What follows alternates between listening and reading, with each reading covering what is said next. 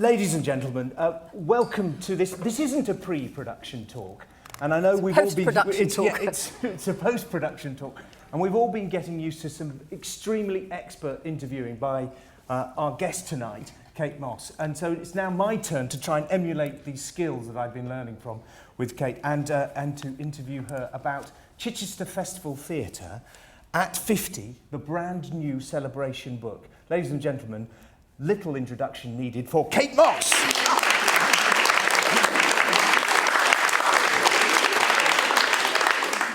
So, and the flies.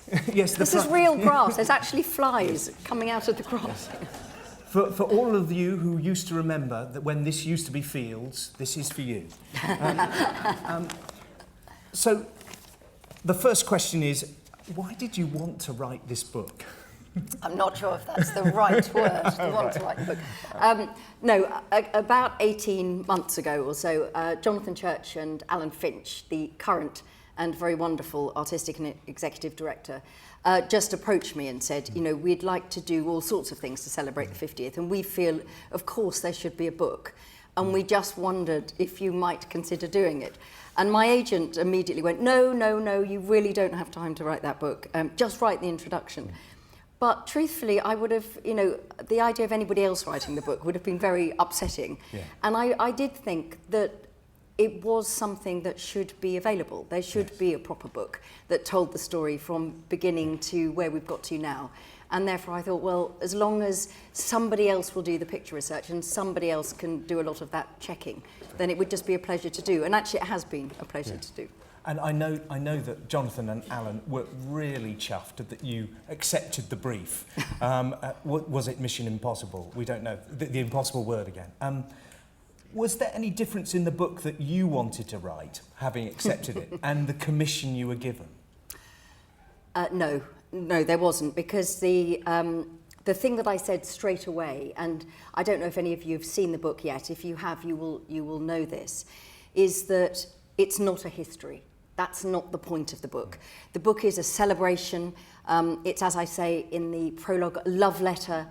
And in a way, I'm writing the book on behalf of us all of us who love CFT.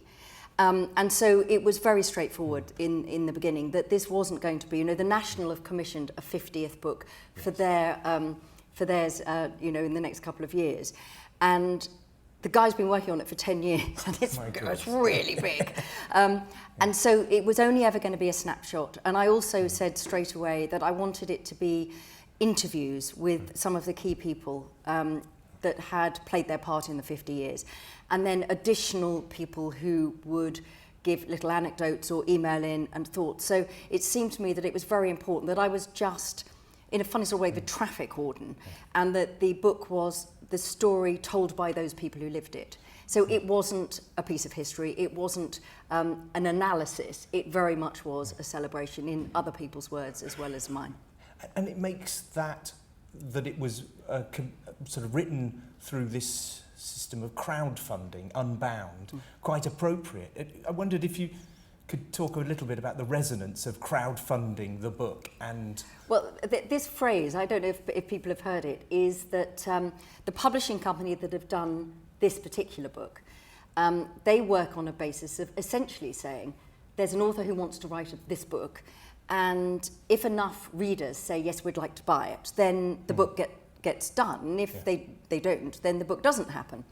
And it's a very new type of publishing, and it's a sensible way of doing it in some respects, particularly in non-fiction, because horrifyingly, in these green days and in these days when there is so much thought about resources and how people are using things, sometimes up to 60% of any print run of a book is pulped.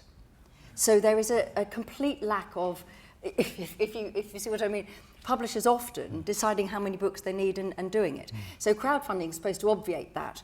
But of course, for all of us who are Chichesterians, either by birth or by adoption, that sense that this theatre is different for many reasons, but one of them, most wonderfully, is that it was a theatre built by the community for the community.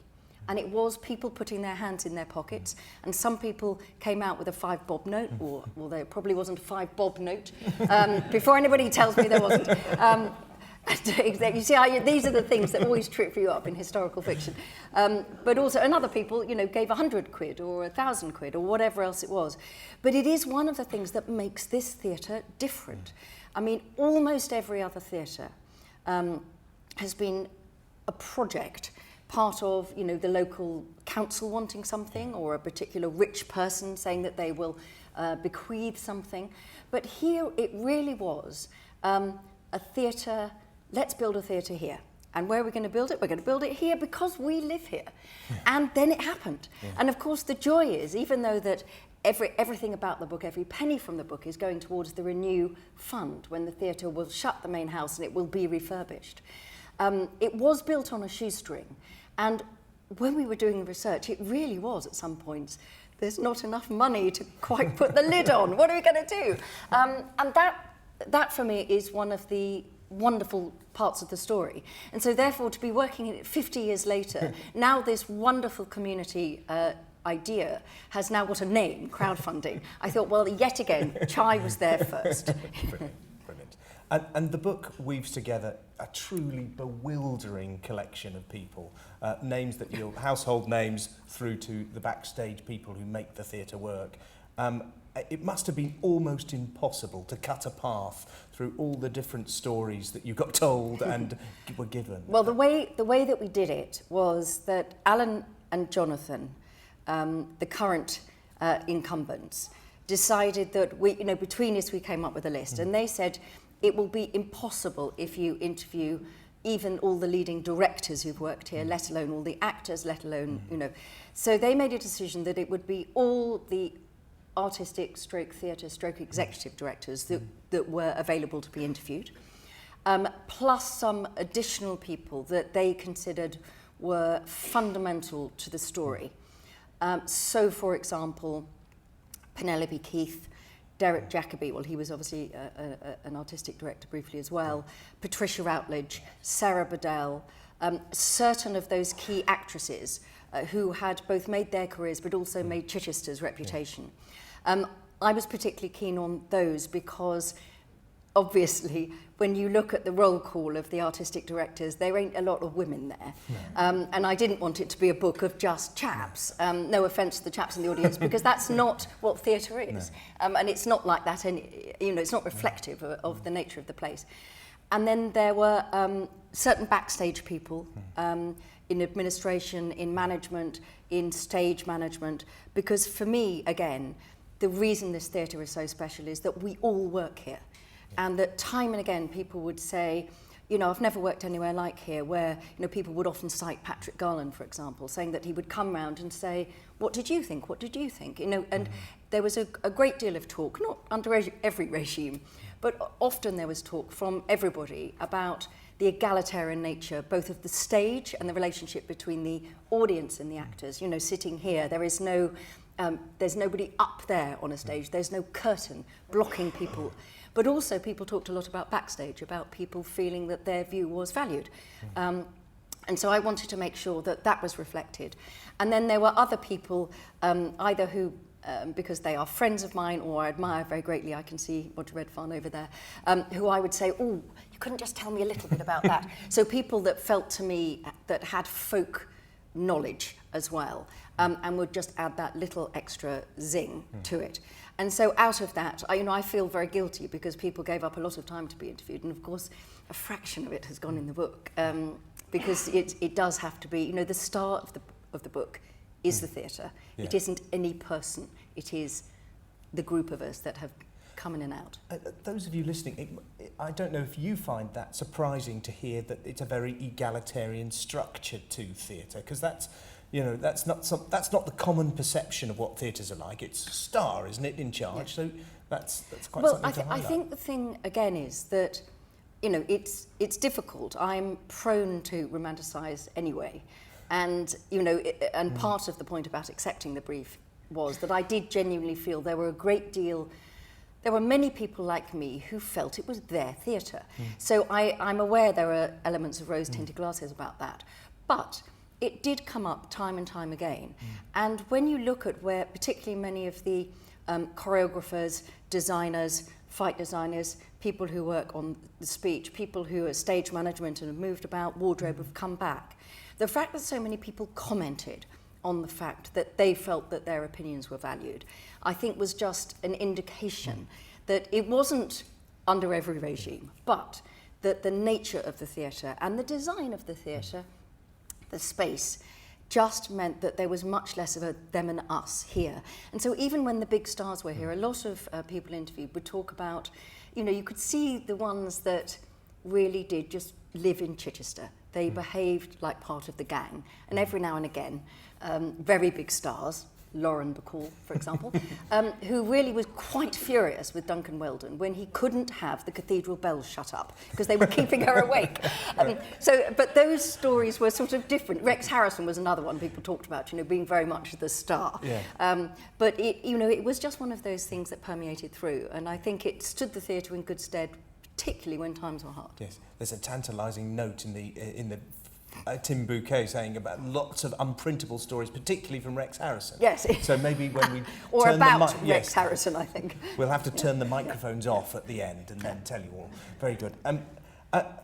You've broken the chapters down into decades, and it must be because you have a personal connection with the Festival Theatre, being administrative director under Andrew Welsh's regime in 98, 2001, and an usherette in 79 to 81. Absolutely, ladies, I can see some of us here. The ice cream sellers unite, exactly. Those chapters where you actually had a personal and intimate inside knowledge, did that affect the way that you wrote them? I had to be mindful of it. Yes. In that, obviously, then it could mean that you had more knowledge of your own to bring to bear. And I was very keen that I was even-handed, that it wasn't me putting my interpretation on things. It was very much what people said about what was going on. But actually, funnily enough, as I did more and more writing, firstly, I realised that there were many, many plays that I loved, and it was nothing to do with whether I worked here or not. So I talk about the very first thing that I remember seeing here, Italian Straw Hat, had all my memories of that, and I was 6. So of course I had no helpful memory of that play within the context of the theatre until doing the book, and then discovering that it could have been, and was supposed to have been almost, a catastrophe, because it was the time when Danny Kaye was supposed to be coming, and I'm sure some of you will remember this story. There are all sorts of interpretations about why Danny Kaye did not come, from the outbreak of the Six-Day War to the fact that there was another version of the Goldini being put on in London that had got amazing reviews, to artistic differences. All these things were suggested, but the bottom line was that Danny Kaye was a big star, and it was a big production, Servant of Two Masters, and he didn't come, and he didn't come very, very late. And so the Italian Straw Hat, in fact, was put on at the last moment. Now, sitting as a child in the audience, coming with my parents, my dad was the company secretary, and my mum, is my mum. Hello, mummy. Was obviously wonderful, and many more things than just my mum. But at that point, she was very much my mum, because I was only 6. And I just remembered the texture of it, the incredible set, the beauty of, I've said this before, Sarah Bedell, who I just thought was astounding and perfect. And that was it. And so it's only really, more than many years later, that I realised the real story behind that production, and the fact that stage crew were painting the back wall of the dock because there wasn't enough time to get set in, and they all had to be pink and white because that was the paint that there was, and certain of the stage crew and people actually falling asleep and being prodded away because the audience was coming in, and it should have been a disaster. So, and when I was doing, when I was here working for Andrew Welsh, I have incredibly warm memories, which I write in the book, of actually Roger Redfarne's production of Song of Singapore. And for me, not, just sitting here, first ever dress rehearsal I'd ever watched, sitting in this theatre on my own with the director and the director of the theatre, and just thinking, you're getting paid for doing this. I rather regret, Roger, I think I had a gin and tonic as well, which is even more dreadful. But then when coming back to look at it, seeing that actually it felt an incredibly important production to me because it was so joyous and so beautifully done, and I'm sure many of you saw it. But looking back as part of the interpretation of what was going on then, it was also an incredibly important production because it, but for certain productions like that, the doors might have not been opened the next season.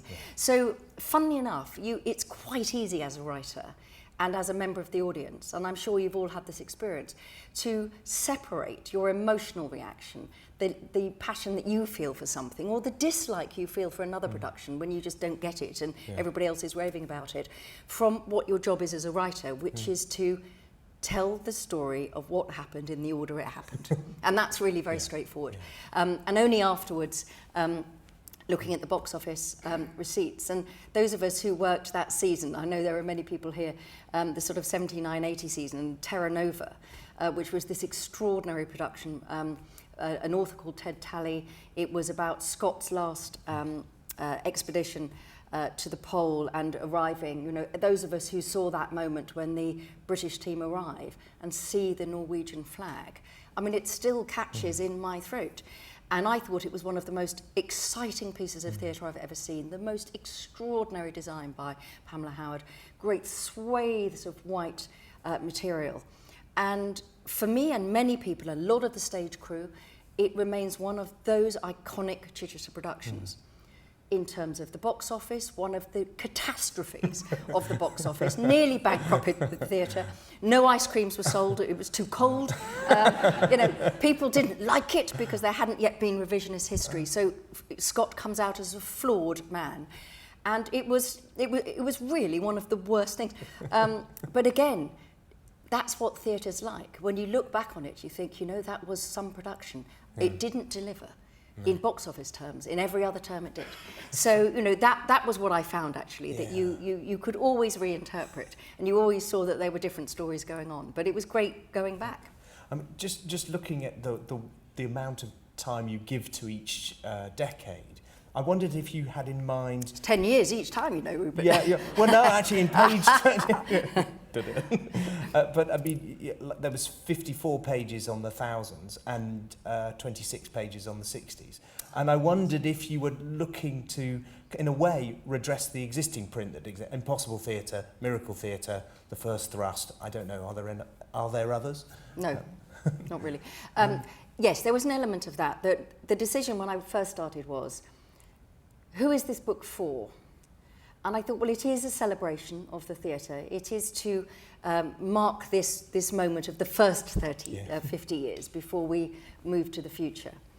But it's also for us, the audience. And I felt that it wasn't for actually the directors or for reputations or for those things. It was for us, the reader, us, the audience, that to do a snapshot to say, this is why we all hand over our money every year to keep coming. And therefore, I felt that it was important to set it in context so that many people will have bought at least, and some will have read, the Impossible Theatre and the Miracle Theatre. You know, they're those sorts of books that are on the shelf. But was it important to reprise some of how the theatre came about? I thought it probably was.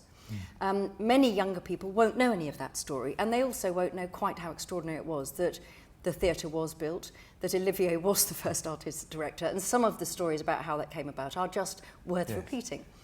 I then thought that anybody who has been coming here, as I know many of you have for 50 years, or have grown up in its happy and benign shadow, will know that Olivier was here in the 60s and that this is how it went. You know, we had Olivier, then we had Clements, and etc. But many of the younger people who love the theatre today, and particularly many of the younger actors and directors working here, they won't know all of that story. And so it's important to make sure that the value of the 60s and how the DNA of innovative, exciting, wonderful theatre, experimental theatre, was what this theatre was built to do. But it was groundbreaking, because many of them will have grown up hearing about the problems of certain periods of time, And there's certain sneering nature that some of the critics are about, you know, Haymarket on Sea and everybody's got a blazer on. Who cares what you're wearing? Yeah. And it's a lie, because the audience here has always grown up knowing that this was a radical theatre that did a lot of new work. It's not every production. There are periods of time when that is not true. But so if you like, I felt that it was very important to set the theatre back in the context within which it had been founded. Also, as I was writing, the truth is there have been some really, really dull productions. Of course there have, in 50 years. And that it is dull for me to write, and I would suggest dull for you to read, if every production gets the same weight, because they're not worth the same weight. And when I'm writing about, you know, the original Vanya, you know, golly, you want to give that some time. When you're writing about some of the slightly odd choices in the 70s, you just want to be moving on, really. You don't want to dwell on those. You know, too many hats and bonnets. So that was a decision. But I was enormously helped by the interviewees, and particularly the staff of the theatre who we talked to, and many of whom didn't work here anymore, but took the time to email me their reflections and their memories, which I used in the book, because a consensus came out that there were certain productions that came up time and time and time again. And I thought, well, I trust the memory of the staff who've worked here, that they know which matter more. These flies, you have no idea how bizarre these flies are. Yes, no flies on us. Very good. So were there any major discoveries in the material which you genuinely had never heard about? Being a Chichesterian, sort of seeing your first production at 6, did anything out of the material suddenly go, gosh, I had no idea? Was there any? Well, there were just loads of things that I thought were fascinating. I quite like silly facts. So to discover that Shaw was the second most performed playwright here after Shakespeare, I thought that was really interesting. And nobody else does, of course. They go, and where is the story in that? You know? I had not realised, I suppose, quite how many people had a working relationship with the theatre for such a long time. So I had this sense in my mind that I was going to write the book as a story of family, you know, not just the awful cliche of theatre being a family, but actually the truth that many of us, like me, had come with their parents and then had worked as teenagers and then had come back as working people. And that was, you know, whether it was, you know, in the stage crew, people saying, you know, that they remember this really quite nice, modest young lad called Toby somebody. Oh, Toby Stevens he was called, yes. And he was in the stage crew, very quiet, never really pushed himself forward, you know, always worked hard, never did anything much. And then towards the end, people discovering that he was actually the son of Maggie Smith and Robert Stevens, who were on the stage. And many people in this audience will have had that same experience of there being a sense of the children growing up into the parents who then come back with their children. So a lot of us, Diane Goodman, who did all the picture research for the book and without whom the book really wouldn't be here. She was just tireless talking to the photographers, almost all of whom, incidentally, gave permission to use the photographs for free as well. So it's not just those of us who live in Chichester, that sense of it being a different sort of theatre. You know, having done a lot of work in this sort of area before, I've never known photographers say, absolutely, since it's all going to the theatre, you can use, and I think that's wonderful too. But as we were going through, discovered, for example, that, well, I mean, obviously many of you will know these stories. The lovely and wonderful Pat Kemp, who has worked front of house for some time. Her son, Ed, I knew, you know, when he was a little lad, obviously, we were at university together, and then there he was as the dramaturge. And it says again, I think, why Chichester is so lucky to have this theatre, is that it doesn't matter whether you go on to work in theatre or whatever you do. Like me, being here is partly why I'm a writer, because I was having access to new writing all of the time. You don't know that's happening to you. But it's also about training, if you like, the audiences of the future.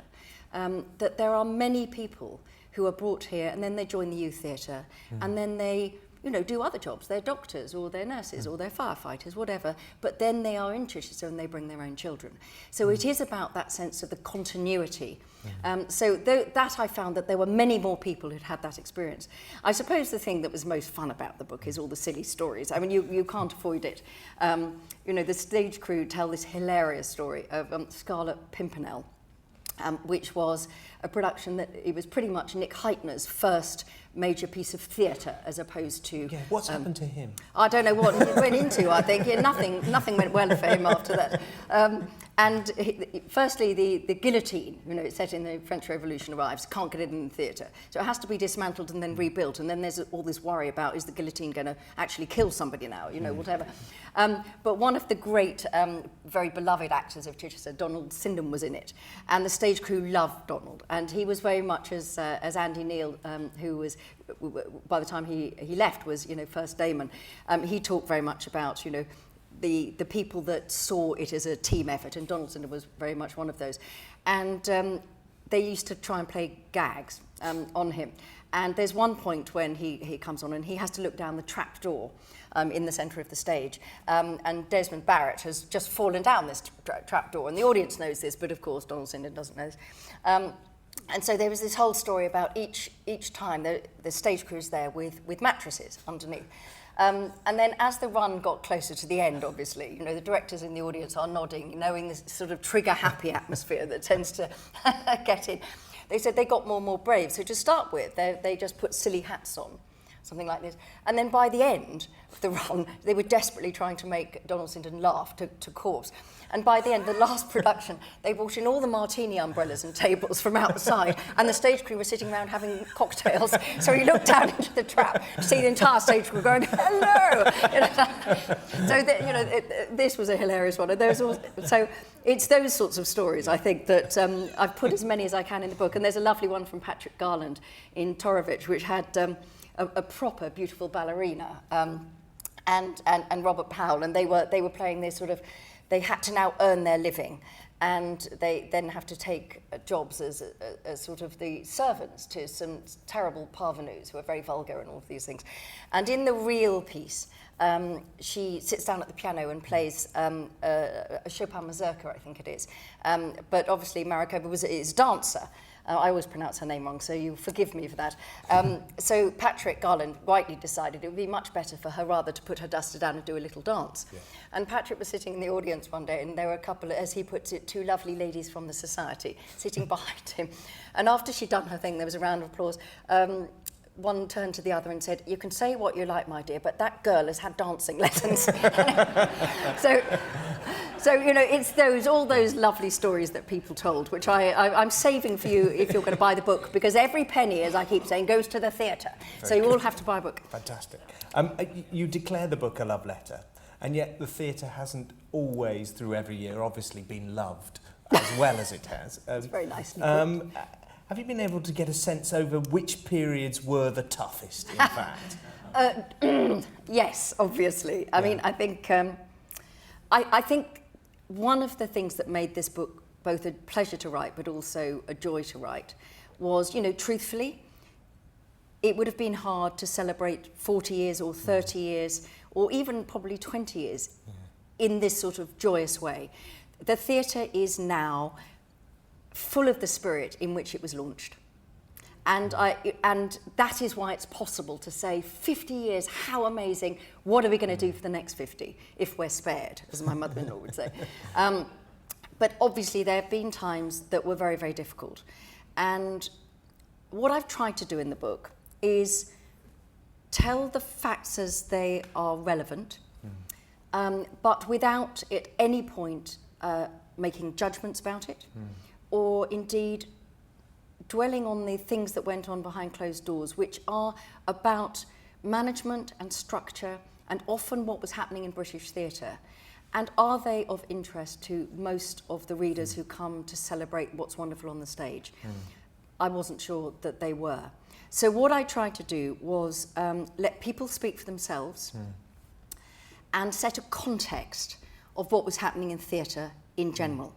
Because obviously, and I say this in the book, I have by my computer a little phrase from Samuel Beckett, which is, try again, fail better. Now that is what art is about. It is not about it always being safe. It is about the fact that every artist, and that's whether they're a director, a writer, an actor, a choreographer, a musician, novelist, we try things with the best intentions. It doesn't always work. And my feeling was, but from all the conversations I had, and from what everybody said to me, that although some people were more popular than others, and some people clearly got up more people's noses than others, and people have different management styles or directing styles or acting styles, obviously, my conclusion was that everybody who was here loved this theatre. Now, they might have made a muck of stuff for whatever reason, but it was always with the best intentions. And also, most of the relationships are enduring relationships, and people really care about the fact that things went wrong. And it's very easy to look from the outside and go, you should have done this, that was a disaster, why didn't you sack him, why didn't you sack her, why didn't you bring somebody else in? But my feeling was that history will make those judgments, and the people who lived it will have their views about it, but that's not what Jonathan and Alan asked me to do.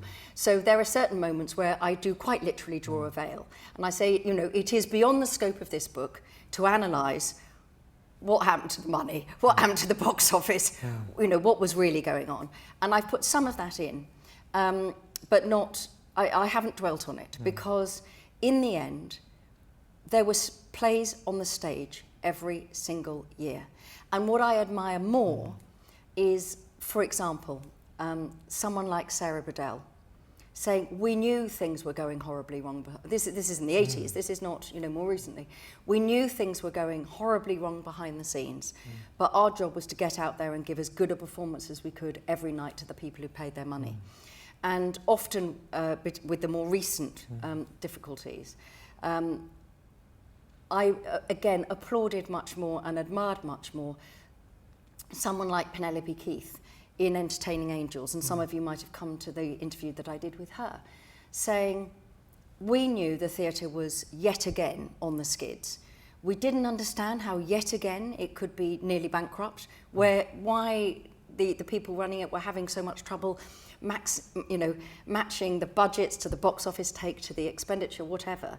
She said, but I knew that I had to do my part. So when I was approached by the new management saying, will you come into Entertaining Angels? And my friend said, you're mad to go back there. It's going to close. Everybody says the theatre's going to go dark. This time it's really going to happen. You know, they'd said it in 2005. They'd said it in 2004. They'd said it in 1998. They'd said it, you know, all of these things. There was a whole stream of moments when the theatre was going to be shut, and the poor staff often are saying, yeah, no, Patrick Garland's coming back, the theatre is saved again, you know, this sort of thing. But for me, again, that spirit of Penny Keith going, OK, this might be a disaster for my career. They might be right. I might not get paid. But my love for that theatre means that I should try and do my part. And that seemed to me a more important story than who'd got what or who'd done what.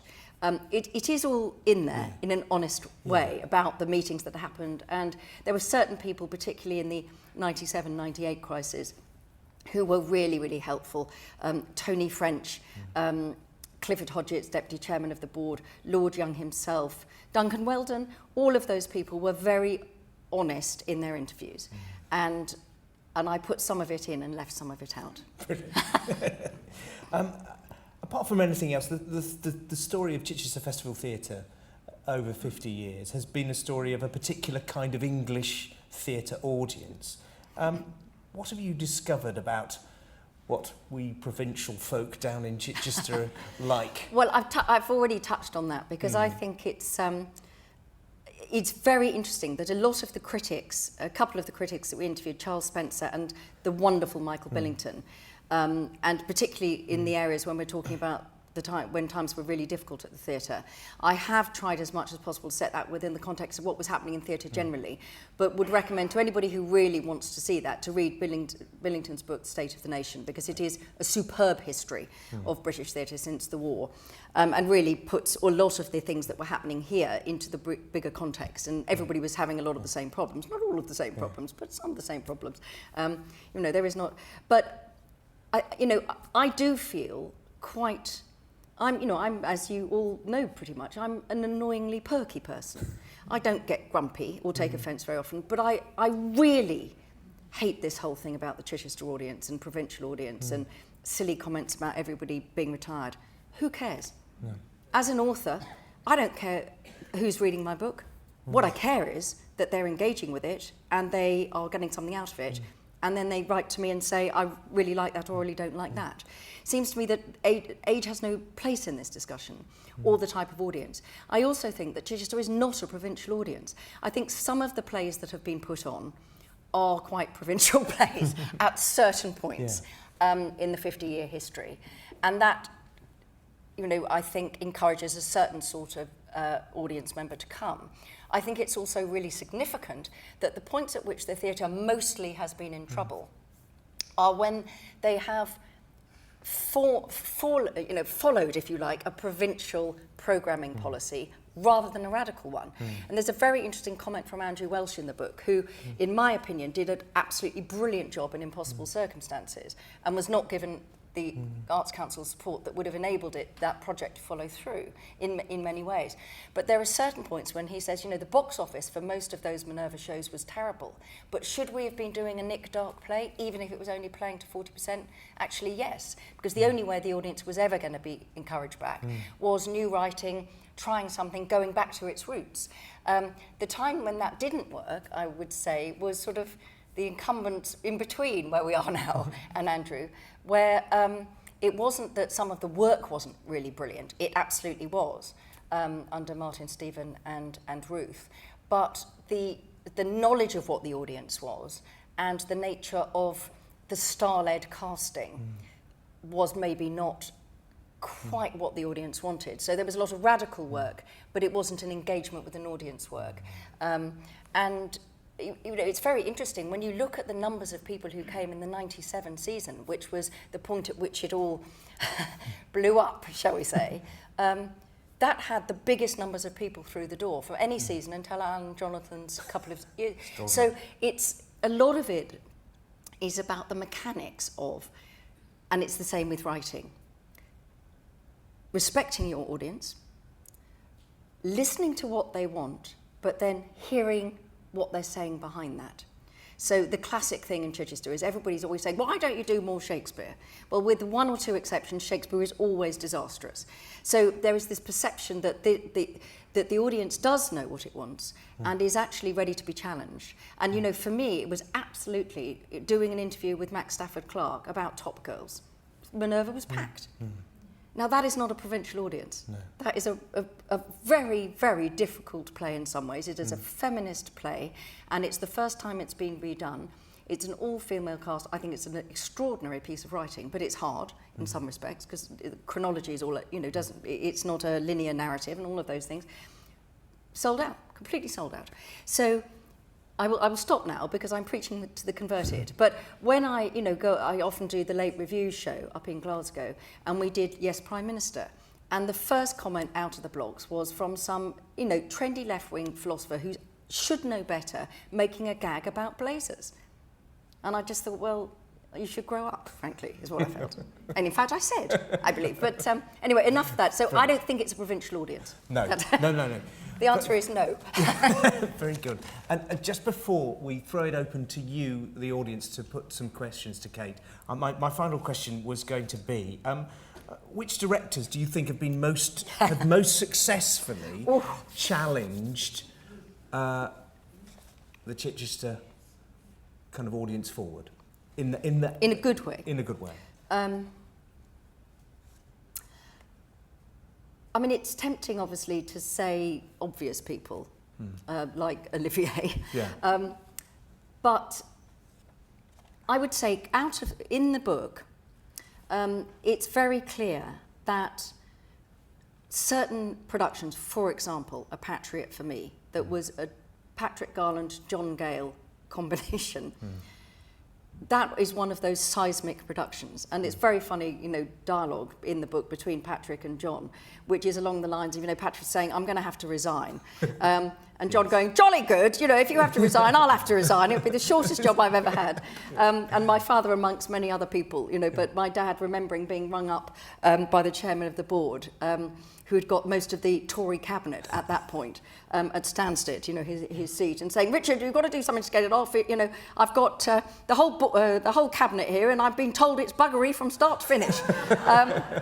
But it's an interesting play because although there was a lot of that sort of debate about it, it was a point at which the directors, John Gale and Patrick Garland, dug their heels in and did not listen to the pressure coming from some sections of the board.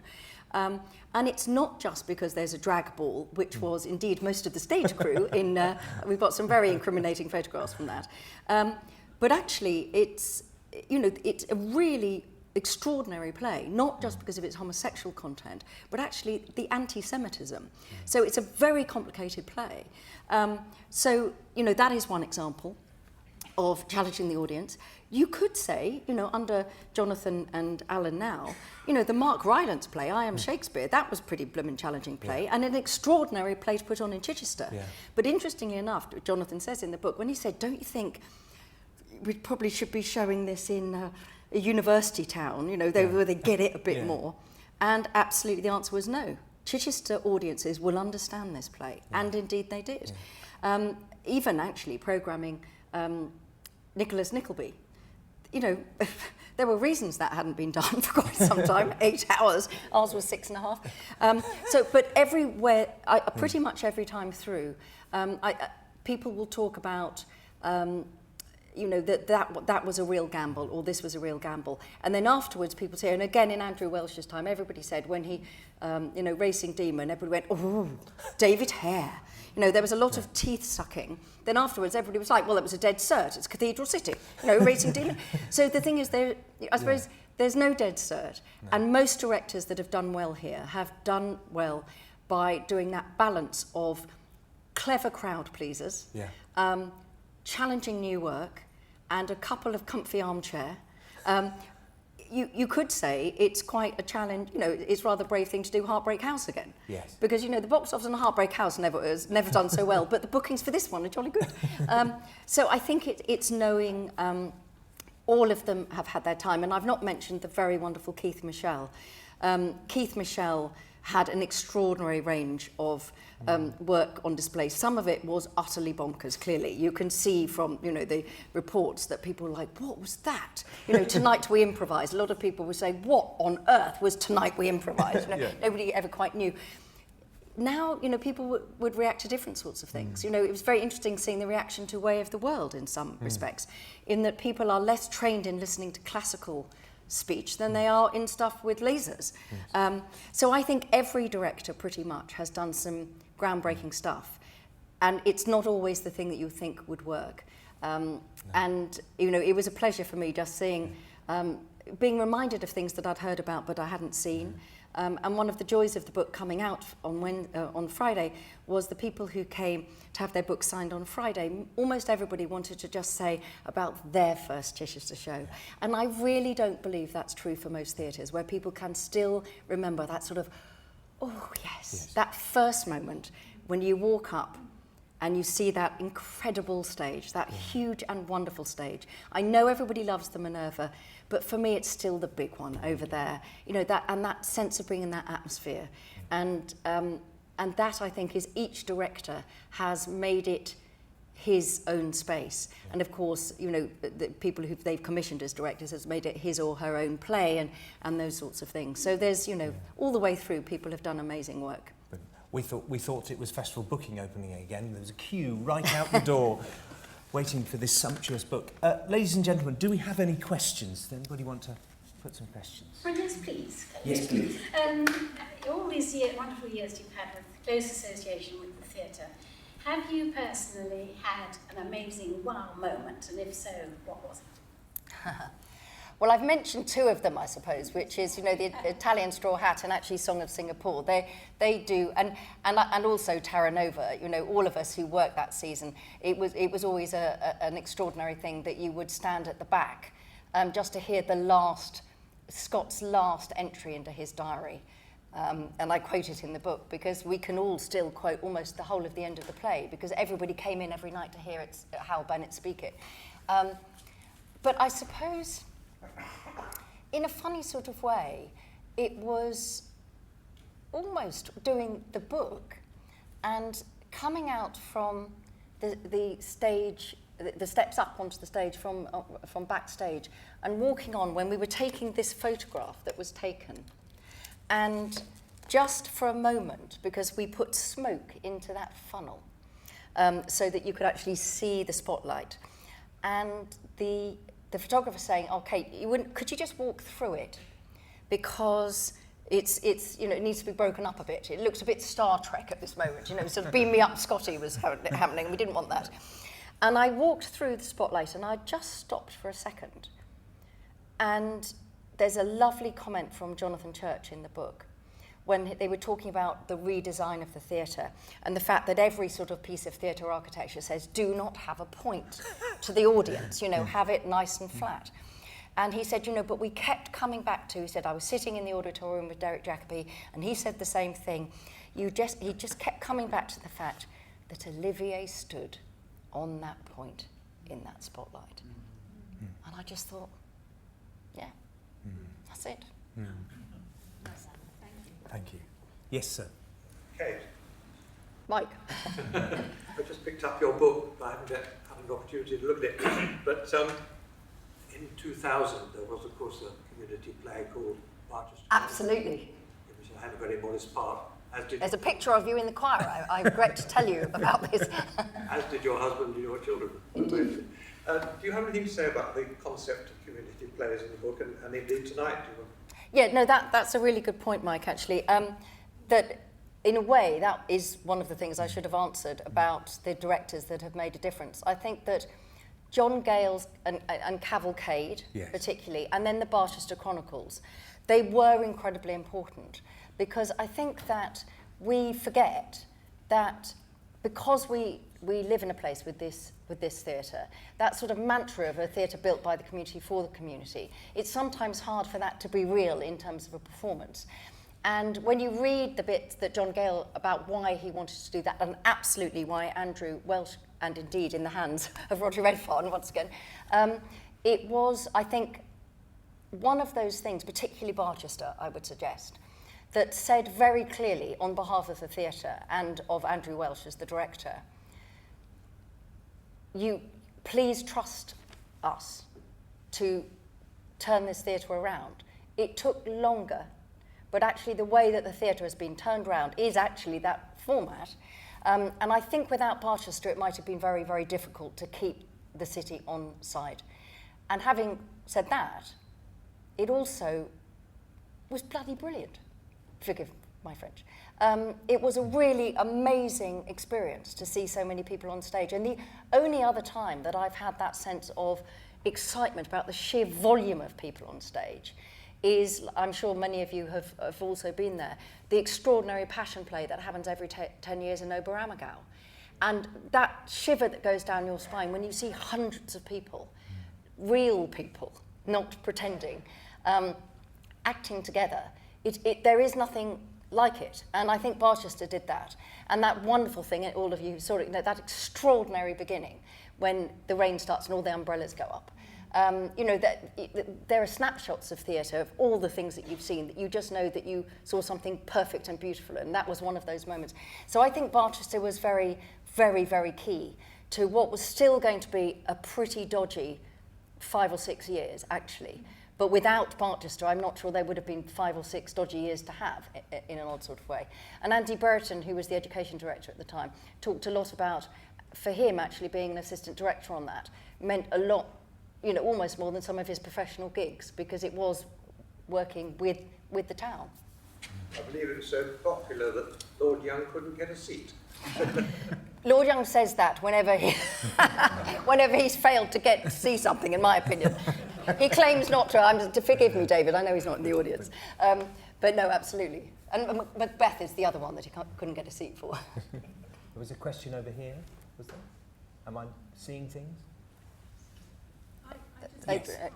I've been here Kate, since Hello, Edwin. since it started. Yeah. Way before that, I think I saw the stone being laid as a little girl at school, and seeing Olivier, it was absolutely amazing. And going right the way through, it's a most amazing place. I haven't seen every play all through those years, but talking about Terra Nova, I mean the freezing, we were cold after. Yeah, no, absolutely. It was an amazing sensation. And why didn't they do why haven't they redone The Chances, which was the first show on here? Well, I've read it. So I think... it was amazing. Oh, well, good. Yes, I was there. No, I've just seen Eileen Norris, who is sitting at the back. I think you were the first female stage crew in that 62 season. Actually, I came to make the tea originally, and I was with the first rehearsal of The Chances and with Vanya and right through. And so the first season was absolutely memorable, but then the third season, which was Royal Hunt of the Sun, was absolutely wonderful, breathtaking. But at the same time, we had a sheer shocker in The Dutch Courtesan. And the whole problem was about how to fill the seats. And we would pray for rain on a bank holiday. Yeah, well, it's your fault then, Eileen, isn't it? I think Claire had a question and then Adrian. Please, yeah. I was very involved in 1997 when the thing nearly went bust. In fact, the theatre was 2 days before with nearly going bankrupt. And the net result was that really through Tony French and District Council, money came to save the theatre. How do you feel about the fact that local government came in? Because up to that point, we never had any local money at all, and it saved it. Yeah. Was the feeling in the theatre rather we've sold to the devil, or was it well received? No, that's a really good question, actually, Claire. There'd always been a great sense within the theatre, possibly in the older board members and, not necessarily in the working people that were coming in each season, that, and quite rightly, actually, a source of great pride that the theatre was not publicly funded. It was, it ran off box office and donations. Paul Rogerson points out in the book that that's not entirely true, that was always said, because actually for the third and fourth of Olivier's seasons, half of everything was being paid for by the National Theatre, so there had already been some money. I think the thing that was an extraordinary thing, and John Gale puts it very well in the book, and I think he's right, was that there was a sense that, which I think has been mostly rectified now, I think the relationship between public money and private money is now a healthy one.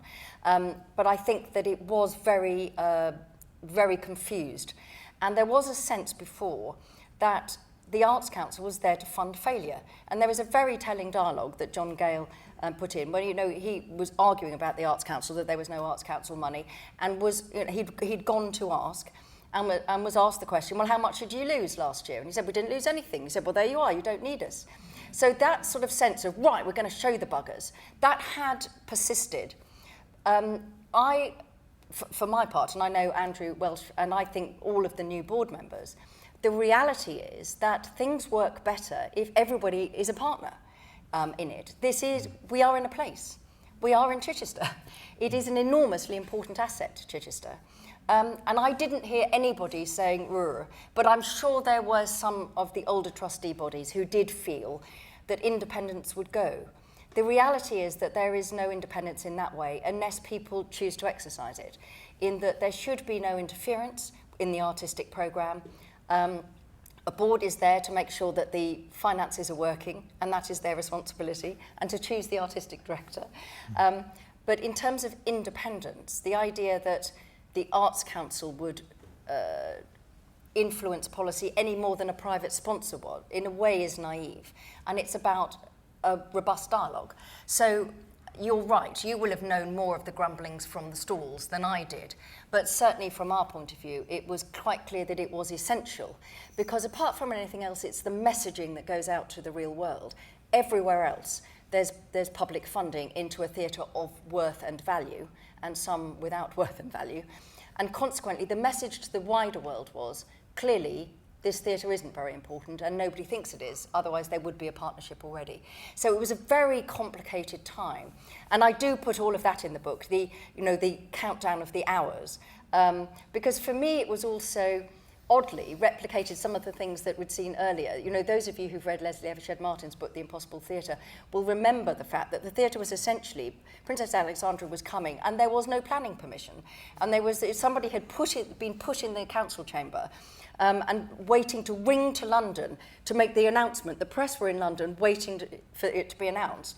Firstly, somebody had died, not in the council chamber, but therefore there was a 2-minute silence, so everything started late. Then there was an exceptional item put on the agenda, and then, hilariously, the man who was trying to run out of the council chamber, the handle came off, and they were all locked in the council chamber. Now, these were the days before mobile phones, so nobody could get to a telephone.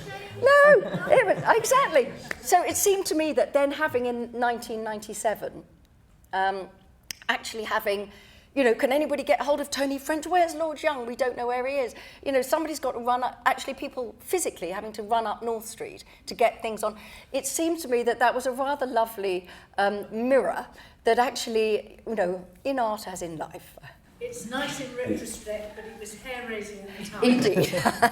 Ladies and gentlemen, I know conversations will want to carry on, and I know Kate's going to be signing copies of this sumptuous book, which are available to be bought outside this office if you haven't yet got a copy. I said office then, didn't I? Sorry. That's Theatre. a